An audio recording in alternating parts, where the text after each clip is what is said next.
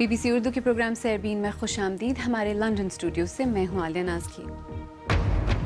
لکی مروت کے اس گاؤں میں 7 سال قبل ہونے والے دھماکے کے زخم آج بھی گہرے ہیں. کیا کبھی یہاں زندگی بحال ہو سکے گی؟ بیوہ عورت ہے جو بالکل ذہنی ٹینشن کی وجہ سے جو ہے نا اس کو کچھ سمجھ نہیں آتا ہے کہ ہمارا کیا ہونے والا ہے کیا نہیں ہونے والا ہے. اسپین نے مرکزی کنٹرول کا اشارہ دے دیا. کیا اب کیٹالونیا کی خود مختاری بھی خطرے میں ہے؟ اور انگلیوں کے نشانات پر شیفیلڈ ہیلم یونیورسٹی کی نئی تحقیق. اب کچھ نہیں چھپایا جا سکتا، سر کی جیل تک بھی نہیں. خیبر پختونخوا کے جنوبی ضلع لکی مروت کے گاؤں شاہ حسن خیل میں 1 جنوری سال 2010 میں والی بال کے ایک میچ کے دوران ایک خودکش دھماکے نے جہاں 110 افراد کو ہلاک کیا، وہیں یہاں تقریباً 80 کے قریب خواتین بیوہ بھی ہو گئیں.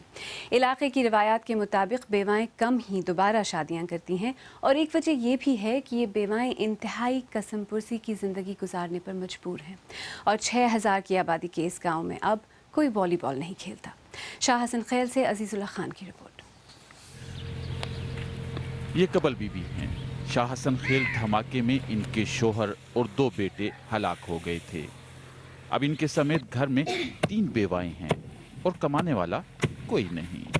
قبل بی بی خودرو جھاڑیوں سے بان یا رسی بناتی ہیں جس سے ایک وقت کی سبزی مل جاتی ہے.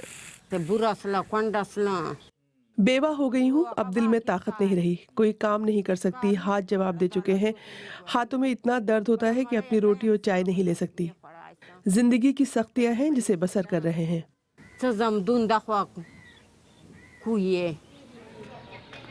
اس گاؤں میں دھماکے کے اثرات اب بھی نمایاں ہیں. بیشتر زخمی اب معذور ہیں تو ہلاک ہونے والے افراد کے بچے یتیمی کی زندگی گزارنے پر مجبور ہیں. یہ وہ میدان ہے جہاں پر کوئی آج سے 7.5 سال پہلے گاؤں کے لوگ جمع تھے اور یہاں پر والی بال کا میچ ہو رہا تھا. بارود سے بھری گاڑی اس سمت سے آئی، یہاں پر نیٹ لگا ہوا تھا جہاں پر خودکش دھماکہ کیا گیا تھا. اس دن کے بعد سے اس گاؤں میں کوئی والی بال نہیں کھیلتا. شاہ حسن خیل کے 500 گھروں میں 80 کے لگ بھگ گھر ایسے ہیں جن کی سربراہ اب بیوہ خواتین ہیں.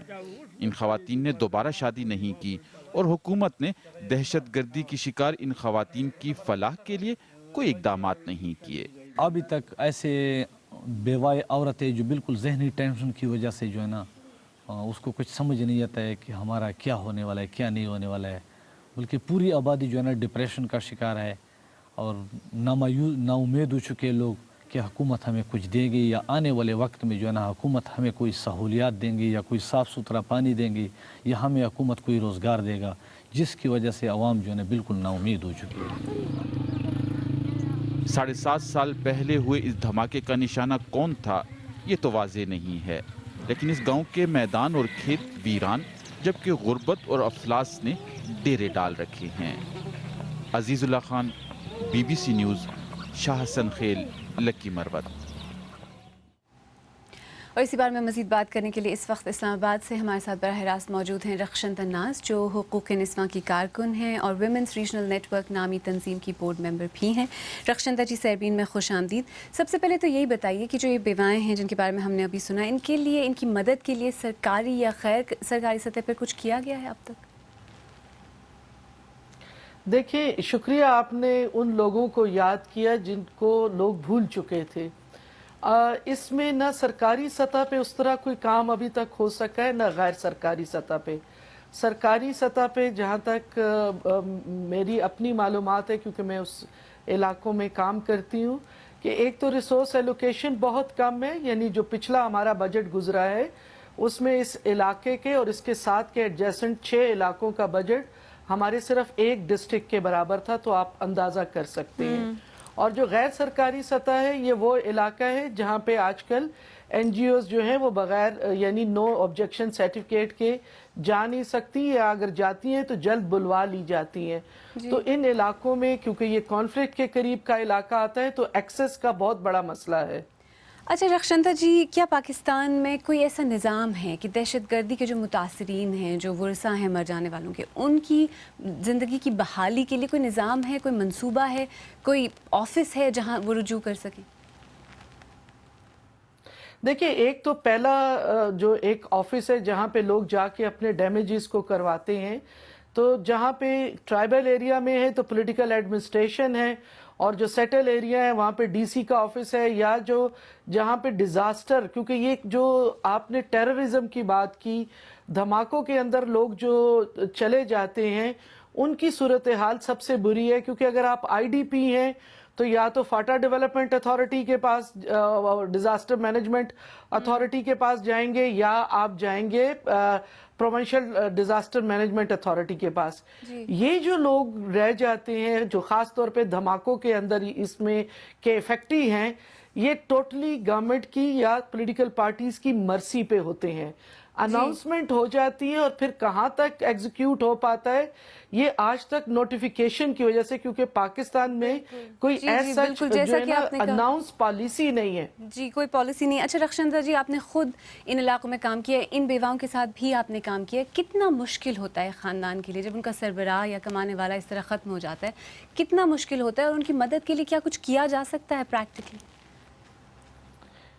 بالکل کیا جا سکتا ہے، کیونکہ اس وقت پاکستان کے اندر جو ادارے ہیں وہ ڈیولپمنٹ کے نام پہ، چاہے ان کے پاس انٹرنیشنل ایڈ ایجنسیز ہیں یا جو ریسورس ایلوکیشن ہوتی ہے، ہر سال ہمیں یہ پتہ ہے کہ بجٹ لیپس کر جاتے ہیں۔ ایکسیس کا مسئلہ یہ ہے کہ ان میں سے جو خواتین جس گروپ کا آپ ذکر کر رہی ہیں، ان میں موسٹلی جو ہے وہ خواتین ہیں جو کہ ناخواندہ ہیں۔ ان خواتین کے لیے ان دفاتر تک جانا، میں سمجھتی ہوں کہ حکومت جب تک ویمن ڈیسک نہیں بنائے گی، ایسے ویمن کے ایکسیس کے پوائنٹ نہیں بنائیں گی، یہ عورتیں کسی بھی ونڈو تب تک مشکلات جاری جا رہیں کے گی، ہیلپ نہیں لے سکیں۔ بالکل۔ اسلام آباد سے رخشندہ ناز، ہم سے بات کرنے کا بہت شکریہ۔ اس بارے میں ہمارے فیس بک پیج پر بھی ہمیں آپ کی آراء موصول ہو رہی ہیں۔ عثمان علی راولپنڈی سے لکھتے ہیں، ان بیواؤں کو بہتر زندگی فراہم کرنا سب سے پہلے حکومت کی ذمہ داری ہے، لیکن سوسائٹی کو بھی ان معصوم خواتین اور یتیم بچوں کی مدد کرنی چاہیے۔ صوفیہ گل اسلام آباد سے لکھتی ہیں، لوگ تو مدد تب کریں گے جب انہیں معلوم ہو کہ ان کے ملک میں ایسا کوئی علاقہ بھی ہے جہاں اتنی بری صورتحال ہے۔ مجھے تو ان خواتین کے بارے میں آج معلوم ہوا۔ اورنگزیب محمد پشاور سے لکھتے ہیں، یہ کہانی تقریباً پاکستان کے ہر شہر اور گاؤں کی ہے، مگر امریکہ پھر بھی ہم سے ناراض ہے، پھر بھی ہم سے یہ گلہ ہے کہ ہم وفادار نہیں۔ آئیے اب دیگر اہم موضوعات پر ایک نظر ڈالتے ہیں۔ کیٹالونیا کے مستقبل کے حوالے سے کسی قسم کے مذاکرات میں حصہ لینے سے انکار کرتے ہوئے اسپین کے وزیر اعظم نے خبردار کیا ہے کہ وہ کیٹالونیا کا نظم و نسق مرکزی حکومت کے حوالے کر سکتے ہیں۔ اس سے پہلے علاقائی پارلیمان کے صدر کارلس پوجمون نے عوامی دباؤ کے باوجود کیٹالونیا کی آزادی کا فوری اعلان نہ کرتے ہوئے مذاکرات کی ضرورت پر زور دیا تھا۔ اینڈرو پلانٹ کی رپورٹ پیش کر رہے ہیں سلیم قاضی۔ پریشانی، اضطراب اور غصہ بھی۔ اسپین سے کیٹالونیا کی علیحدگی کے لیے بے چین اس ہجوم نے پہلے تو اپنے رہنما کو آزادی کا اعلان کرتے سنا اور پھر ساتھ ہی ضروری عملی اقدامات کو مؤخر کرتے سنا۔ حکومت اور خود میں نے بھی یہ تجویز دی ہے کہ یہ ایوان آزادی کے اعلان کو مؤخر کرتا ہے تاکہ ان مذاکرات کی راہ ہموار ہو سکے جن کے بغیر ہم کسی نتیجے پر نہیں پہنچ سکتے۔ اکثر لوگوں کے لیے یہ 2 ہفتوں سے جاری سیاسی افراتفری کا مایوس کن اختتام تھا۔ وہ افراتفری جس کا آغاز ایک متنازع ریفرینڈم اور آزادی کے حامیوں پر تشدد سے ہوا، اب مرکزی حکومت کے لیے علاقائی حکومت کا رویہ ناقابل برداشت ہوتا جا رہا ہے۔ صدر کی تقریر ایک ایسے شخص کی بات لگتی ہے جسے معلوم نہیں کہ وہ کھڑا کہاں ہے، جا کہاں رہا ہے اور کس کے ساتھ جا رہا ہے۔ مرکزی حکومت کیٹالان کے ریفرینڈم کو تسلیم نہیں کر سکتی کیونکہ آئینی عدالت اسے غیر قانونی قرار دے چکی ہے۔ اسپین کے مستقبل کا کیا ہوگا؟ کیٹالونیا کی اسمبلی کے ارکان نے اپنے ان حامیوں کو مایوس کر دیا ہے جو آزادی کے لیے ایک واضح اعلان کی امید لے کر آئے تھے۔ دوسری جانب اسپین کے وزیر اعظم نے کابینہ کا ایک غیر معمولی اجلاس طلب کر لیا ہے جس کا مقصد ایک ایسے مسئلے پر مستقبل کی راہ ہموار کرنا ہے جس کے بارے میں یہ کہنا مشکل ہوتا جا رہا ہے کہ آخر اس کا انجام ہوگا کیا۔ اینڈرو پلانٹ کی رپورٹ۔ इंडिया की सुप्रीम कोर्ट ने नाबालिग बीवी के साथ जिस्मानी ताल्लुकात के बारे में एक गैर मामूली फैसला सुनाते हुए कहा है कि 18 साल से कम उम्र बीवी के साथ जिस्मानी ताल्लुक कायम करना रेप तस्वुर किया जाएगा। ताज़ीरात हिंद में शौहर के हाथों बीवी के रेप को जुर्म तस्वुर नहीं किया जाता, लेकिन अब 18 साल से कम उम्र के मामले में ये इस्तिस्ना ख़त्म हो गया है। कई ख़वातीन को जिनसी तौर पर हिरासत करने के इल्ज़ामात के बाद हॉलीवुड के मशहूर फिल्मसाज सर हार्वी वाइनस्टाइन की अहलिया ने उनसे अलहदगी का ऐलान कर दिया है। हार्वी वाइनस्टाइन पर दीगर अदाकाराओं के अलावा एंजेलिना जोली ने भी इल्ज़ाम लगाया है कि इब्तिदा के दिनों में हार्वी वाइनस्टाइन ने उन्हें भी जिनसी तौर पर हिरासत किया था। और लायनल मेसी की शानदार हैट्रिक की बदौलत अर्जेंटीना ने इक्वाडोर को शिकस्त देकर वर्ल्ड कप में अपनी शिरकत यकीनी बना ली है। इक्वाडोर के दारुल हुकूमत कीचो में खेले गए इस क्वालिफाइंग मैच से पहले अर्जेंटीना जनूबी अमेरिका की 10 टीमों में 6ठे नंबर पर था, लेकिन अब वो उन 4 टीमों में शामिल हो गया है जिनका वर्ल्ड कप खेलना यकीनी है। आप BBC उर्दू का प्रोग्राम सरबीन देख रहे हैं। प्रोग्राम में आगे चलकर देखिएगा, लाहौर शहर की वो इमारत जो ऐसे शख्स के लिए बनाई गई जो कभी लाहौर आया ही नहीं। और बरतानिया की शेफील्ड हैलम यूनिवर्सिटी की नई तहकीक जिसमें उंगलियों के निशानात से सब कुछ पता चलाया जा सकता है।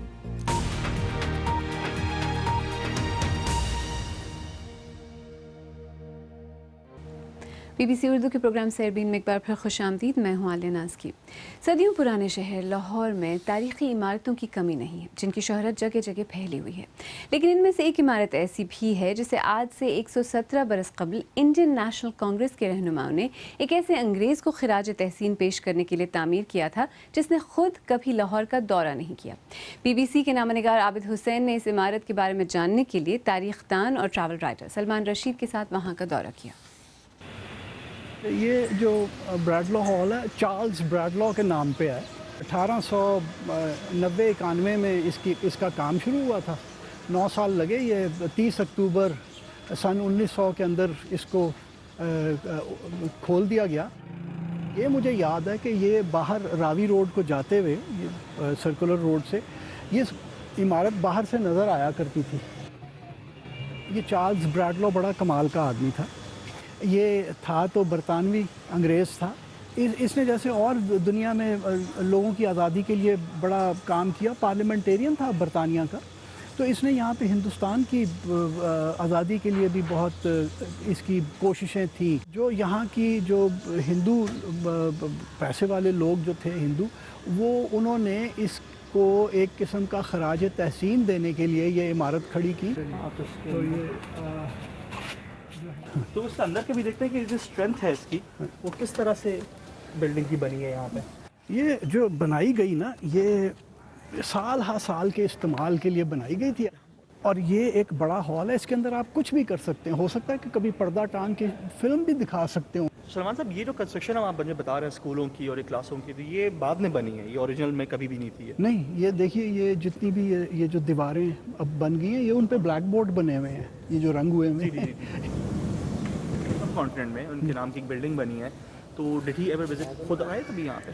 जी, चार्ल्स ब्रैडलॉ खुद यहाँ लाहौर में नहीं आया, क्योंकि ये बिल्डिंग उनके नाम की है तो एक रिवायत पैदा हो गई। और वो ये यहाँ के हमारे एक लोकल तारीखदान ने लिखी भी है ये बात अपनी किताब में कि जी चार्ल्स ब्रैडलॉ जब यहाँ था, और चूँकि वो इंडिया की आज़ादी की बातें करता था, और तो अंग्रेज़ हुकूमत उसके बहुत ख़िलाफ़ हो गई, तो उन्होंने कहा कि इसको यहाँ से मुल्क बदर किया जाए कि ये बर सग़ीर की ज़मीन के ऊपर ना रह सके। तो उसने ये किया कि उसने रावी के अंदर, जो कि यहाँ से थोड़े ही मील परे है, और रावी के अंदर एक किश्ती लेके उसमें रहना शुरू कर दिया कि जी मैं तो बर सग़ीर की ज़मीन पे हूँ ही नहीं। तो ये एक ऐसी दास्तान है, वो लाहौर कभी नहीं आया। जानते हैं कि एक गैर सरकारी इमारत थी, तो इसका कोई वाली वारिस नहीं है। अब वो बन गए होंगे इवैक्यूएट ट्रस्ट वाले, लेकिन वाली वारिस का मतलब है कि इसको बचाने का कोई सिलसिला नहीं है कहीं भी, और ये बचाई जानी चाहिए क्योंकि ये लाहौर की तारीख़ का एक बहुत बड़ा मोती है। اور ہماری ویب سائٹ bbc.urdu.com پر اس وقت جو خبریں آپ دلچسپی سے پڑھ رہے ہیں ان میں پاکستانی گلیشیئرز پر کی گئی تحقیق کہ پاکستان میں گلیشیئر پگھل نہیں بڑھ رہے ہیں، قومی احتساب بیورو کے نئے چیئرمین کا یہ بیان کہ ان سے ایسی توقعات وابستہ کی جائیں جو قانون کے مطابق ہوں، اور اس سیلفی سے چند سعودیوں کو اتنی نفرت کیوں، یہ تمام خبریں شامل ہیں۔ یہاں برطانیہ کی شیفیلڈ ہالم یونیورسٹی میں سائنسدانوں نے ایک ایسی ٹیکنالوجی دریافت کی ہے جس کی مدد سے اب انگلیوں کے نشانات سے کسی بھی شخص کے بارے میں تفصیلی معلومات حاصل کی جا سکیں گی۔ محققین کے مطابق اس ٹیکنالوجی کی مدد سے اس حد تک معلوم کیا جا سکے گا کہ جس شخص کی انگلیوں کے یہ نشان ہیں آیا اس نے منشیات اور شراب استعمال کی ہے یا نہیں، اور یہاں تک کہ اس نے سر پر کون سی جیل لگائی ہوئی تھی۔ اسپینسر سٹوکس کی رپورٹ پیش کر رہے ہیں عادل شاہ زیب۔ فنگر پرنٹس جرم کا پتہ لگانے کا وہ طریقہ جو گزشتہ 100 سال سے نہیں بدلا۔ انگلیوں کے نشان آج بھی انسانی شناخت کی منفرد پہچان ہے۔ برطانیہ کی شیفیلڈ ہالم یونیورسٹی میں سائنسدانوں نے فنگر پرنٹس کے کیمیائی تجزیے کے ذریعے ایسی نئی ٹیکنالوجی دریافت کی ہے جس کی مدد سے اب فنگر پرنٹ سے منشیات اور شراب کے استعمال کے بارے میں بھی پتہ چلایا جا سکے گا۔ انگلیوں کے نشان دراصل انسان کا پسینہ ہوتا ہے، اور پسینے کے کیمیائی تجزیے سے آپ بہت سی معلومات حاصل کر سکتے ہیں۔ میسپیکٹرومیٹری نامی اس ٹیکنالوجی کے ذریعے مجرم کے لائف سٹائل کے بارے میں معلومات حاصل کی جا سکیں گی، مثلا جنس کیا ہے، کیا کھایا، منشیات اور شراب استعمال کی یا نہیں، اور کون سی کاسمیٹکس استعمال کی۔ یہ ٹیکنالوجی چند مہینوں میں استعمال کی جا سکے گی۔ شیفیلڈ ہالم یونیورسٹی اور مغربی یارکشائر پولیس نے مل کر اس پر بڑی تحقیق کی ہے۔ جو لوگ ماضی میں بچ جاتے تھے اب نہیں بچ سکیں گے۔ گزشتہ کئی دہائیوں سے فنگر پرنٹس کے ذریعے مجرموں کی شناخت ہوتی رہی ہے، لیکن اب اس نئی ٹیکنالوجی سے جرم کی جگہ پر نظر نہ آنے والے ثبوتوں سے بھی مجرموں کو پکڑا جا سکے گا۔ آخر میں آپ کو یاد دلاتے چلیں کہ آج سیربین کا بڑا موضوع تھا دہشت گردی کے ہاتھوں یتیم ہونے والے بچوں اور بیوہ ہونے والی خواتین کی حالت زار۔ لکی مروت کے ایک چھوٹے سے گاؤں کو 7 سال قبل دہشت گردی کا نشانہ بنایا گیا تھا۔ اس دھماکے کے بعد بے آسرا رہ جانے والی خواتین اور بچے سرکاری مدد کے آج بھی منتظر ہیں، لیکن اب تک ان تک کوئی مدد نہیں پہنچ پائی۔ اگر آپ چاہیں تو مجھ سے اور ہماری ٹیم کے دیگر ساتھیوں سے ٹویٹر پر بھی رابطہ کر سکتے ہیں۔ میرا ٹویٹر ہینڈل ہے @عالیہ۔ اس کے ساتھ ہی سیربین اختتام کو پہنچا۔ پروگرام میں پیش ہونے والے موضوعات پر اگر آپ اپنے خیالات کا اظہار کرنا چاہیں تو فیس بک پر ہمارا صفحہ حاضر ہے۔ آپ ہمارے ٹویٹر ہینڈل @BBC اردو کے ذریعے بھی ہم سے رابطہ کر سکتے ہیں۔ کل پھر حاضر ہوں گے، تب تک BBC urdu.com دیکھتے رہیے۔ عالیہ ناز کی کو اب اجازت دیجیے۔